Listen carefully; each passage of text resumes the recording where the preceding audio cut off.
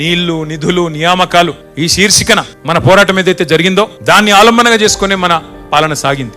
నీళ్లు, ప్రతి నీటి బొట్టును వడిసిపట్టి బీళ్లుగా ఉన్న తెలంగాణ పొలాలకు మళ్ళిచ్చింది కేసీఆర్. ఇంటింటికి నల్లాలు పెట్టి ఆ నీటి చుక్కలో మరి మా ఆడబిడ్డల కన్నీళ్లు తుడిచింది కేసీఆర్. అట్లాగే నిధుల విషయంలో మన ప్రాంతంలో ఉత్పత్తి అయ్యే సంపద ఇక్కడే ఖర్చు అవుతుంది అని చెప్పి ఆనాడు నినదించి ఉద్యమం చేసి అల్టిమేట్ గా రాష్ట్రం సిద్ధించిన తర్వాత తలసరి ఆదాయంలో కర్ణాటకను, గుజరాత్ను, మహారాష్ట్రను అన్నిటినీ తలదని అగ్రభాగాన భారతదేశంలో నెంబర్ 1 స్టేట్ తలసరి ఆదాయంలో చేసింది కేసీఆర్. అట్లాగే నియామకాల విషయానికి వస్తే ఇవాళ మాట్లాడుతున్న అర్భకులకు నేను చెప్పదలుచుకున్నాను, 10 ఏళ్లలో 1,65,000 ఉద్యోగాల భర్తీతో పాటు 2.32 లక్షల ఉద్యోగాల భర్తీకి రంగం సిద్ధం చేసిండు కేసీఆర్. భారతదేశంలో ఎక్కడ ఇంత పెద్ద ఎత్తున మరి ఆనాడు నియామకాలు జరగలేదు. అట్లాగే ఒక వర్గం కాదు, సబ్బండ వర్గాలు, బీసీ, ఎస్సీ, ఎస్టీ, మైనారిటీ, అగ్రవర్ణాల్లో ఉండే పేదలు అందరి జీవితాల్లో వెలుగులు నింపే ప్రయత్నం చేసింది కేసీఆర్.